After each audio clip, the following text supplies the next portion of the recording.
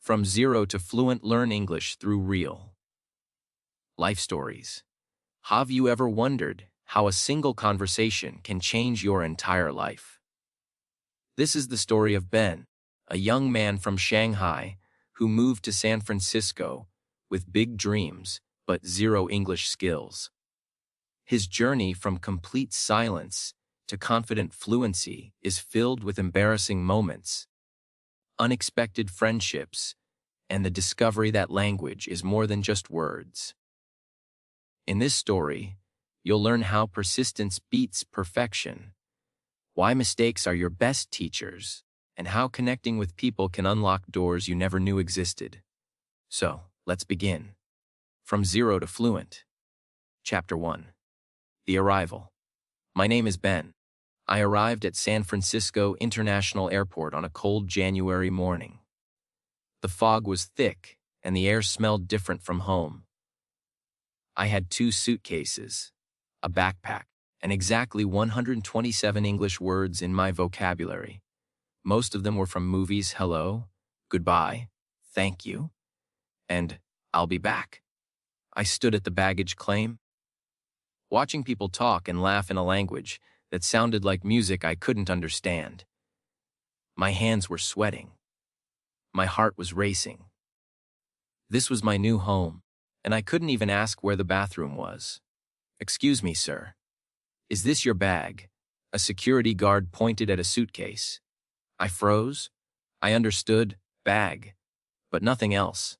I nodded, then shook my head, then nodded again. The guard looked confused. I grabbed my phone and typed into a translation app. The moment felt like forever. Chapter 2. The first apartment. My cousin had arranged a small studio apartment in Chinatown. The landlord, Mrs. Chen, spoke Mandarin, which made things easier. But I knew I couldn't hide in Chinatown forever. I had come to America to study computer science and build a career. That meant learning English, real English, not just textbook phrases. The apartment was tiny but clean. I sat on the bed and opened my English learning app. The cat sits on the mat. I repeated it 20 times. But I knew apps weren't enough. I needed to talk to real people, make real mistakes, and feel real embarrassment. Chapter 3. The coffee shop disaster. The next morning, I decided to order coffee at a nearby Starbucks. I had practiced the sentence 100 times. 1 medium coffee, please. Simple. Easy. What could go wrong? Everything. Welcome to Starbucks.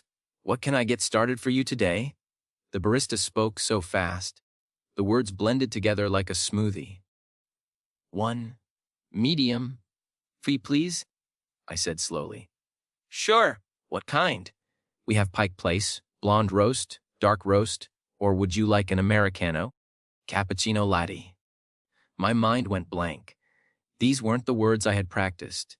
I pointed at the menu randomly. Venti caramel macchiato with extra whip. I nodded, defeated.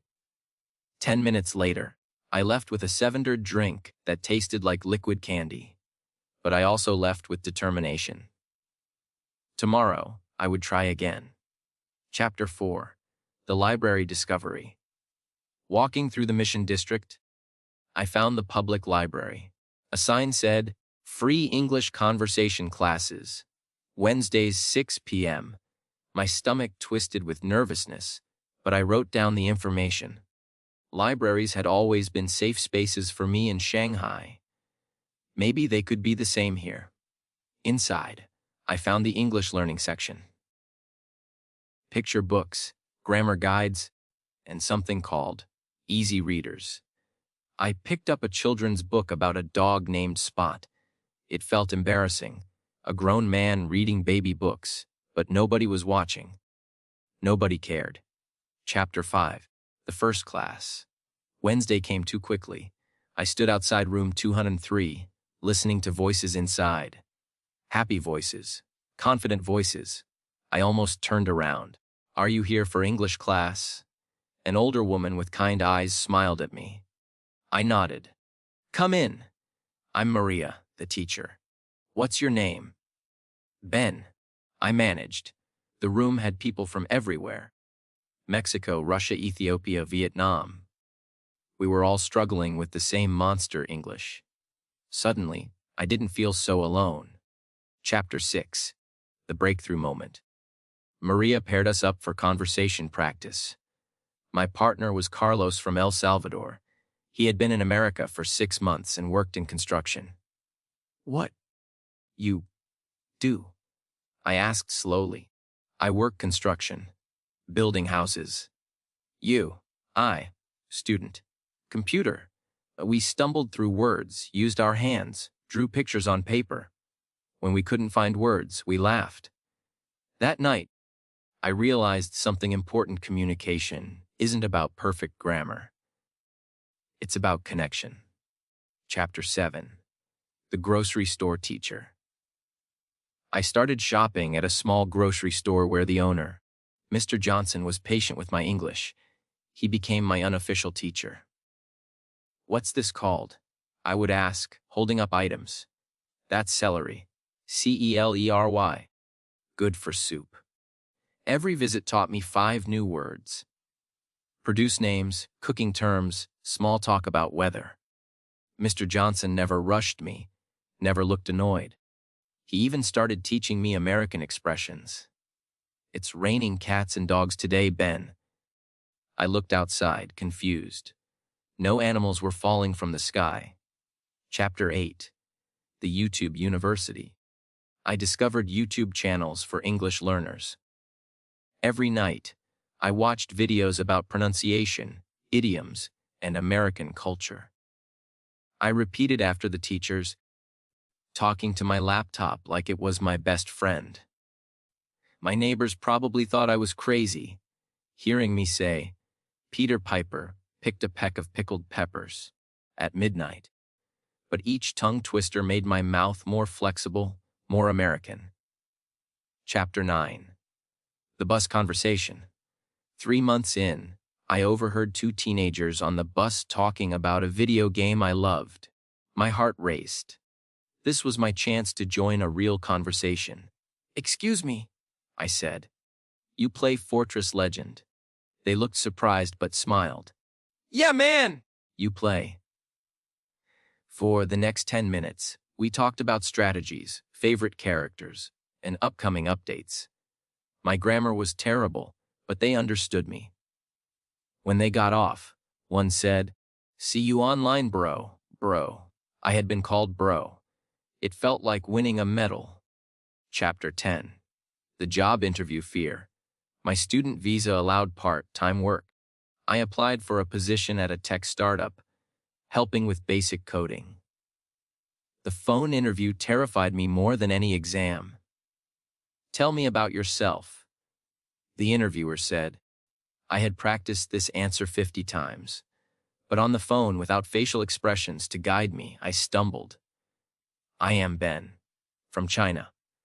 I study computer science. I am passionate about coding. The interviewer was patient, asking follow-up questions slowly. I didn't get the job, but I survived the interview. That was a victory. Chapter 11. The Language Exchange. Maria suggested finding a language exchange partner. I posted on a university board. Chinese speaker wants to practice English. Can teach Mandarin in exchange. Sarah, an American student studying Chinese, responded. We met at a cafe every Tuesday. First half hour in English, second half in Mandarin. She corrected my pronunciation. I fixed her tones. You're improving so fast, she said one day. Your accent is getting softer. I hadn't noticed, but she was right. The harsh edges of my English were smoothing out. Chapter 12. The Presentation Panic. My computer science professor assigned presentations.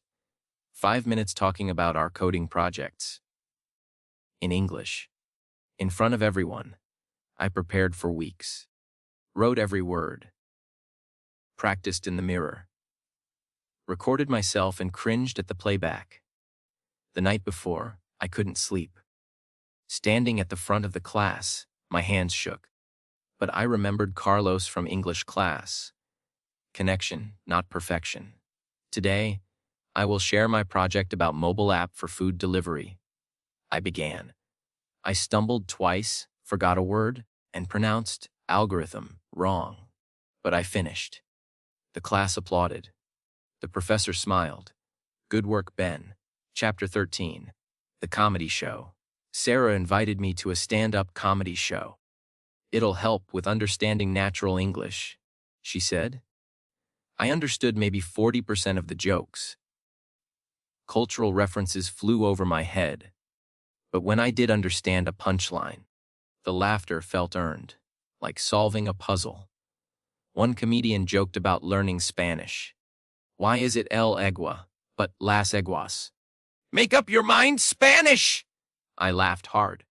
Every language learner knows this frustration. Chapter 14. The phone call home. 6 months in, my mother called. We spoke in Mandarin, of course, but I noticed something strange. English words kept slipping in. 我今天去了 grocery store 买菜. What is grocery store? She asked. I realized I was becoming bilingual, my brain mixing languages naturally. It felt weird but also wonderful. Chapter 15. The dating attempt. My classmate Mike convinced me to try online dating. Great way to practice English, he said with a grin. Creating a profile was hard. How do you express personality in a second language? I wrote and rewrote my bio 20 times. I matched with Emma, who worked at a bookstore. Our first date was at a museum. When I didn't know a word, she helped without making me feel stupid. When I told a joke that didn't translate well, she laughed anyway. We dated for 2 months. It didn't work out, but those conversations pushed my English forward faster than any class. Chapter 16. The Dream in English. One morning, I woke up confused. I had dreamed in English. Not translated thoughts, but actual English conversations in my sleep. I called Sarah immediately. Is this normal? She laughed. It means your brain is rewiring. You're thinking in English now, not just translating. It was a milestone I hadn't expected. Chapter 17. The Tech Meetup.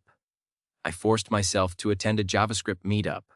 Programmers discussing code, networking, sharing ideas. The technical vocabulary was easier than casual conversation. Code is universal. Your solution is elegant. Someone commented on my code. Thank you. I still learning English, but JavaScript is same everywhere, I replied. Your English is pretty good, actually, he said. Where are you from? We talked for an hour. About code, about immigration, about the tech scene. I exchanged LinkedIn contacts with 5 people that night. Chapter 18. The tutor decision. Despite my progress, I hit a plateau. My English was functional but not fluent. I hired a professional tutor, spending money I barely had. Jennifer was strict but effective. She recorded our conversations and made me listen to my mistakes. She assigned TV shows for homework and quizzed me on idioms. Stop translating in your head, she said. Feel the language. Easier said than done, but slowly, I understood what she meant. Chapter 19. The internship success. After a year in San Francisco, I applied for internships again. This time, the phone interview felt different. Why do you want to work at our company? They asked. I believe your mission to make technology accessible aligns with my personal experience. As an immigrant, I understand the importance of breaking down barriers. The words flowed. Not perfect, but natural. I got the internship. Chapter 20. The citizenship class. Although years away from eligibility, I attended a citizenship preparation class. The teacher explained American history, government, and values. But more importantly, I met other immigrants on similar journeys. We practiced interview questions together. Why do you want to become an American citizen? Each person's answer was different, but the theme was the same: opportunity, freedom, belonging. Chapter 21. The Podcast Project. Inspired by my journey, I started a podcast, Zero to Fluent. Each episode featured an immigrant sharing their language learning story. Recording and editing forced me to listen to my own voice critically. My accent was still there, but it had character. It told my story. The podcast found a small but dedicated audience. Comments poured in from people facing the same struggles. I wasn't just learning English anymore, I was helping others learn too. Chapter 22. The Family Visit. My parents visited after 18 months. Showing them around San Francisco, I realized how much had changed. I navigated conversations with ticket sellers, restaurant servers, and tour guides without thinking.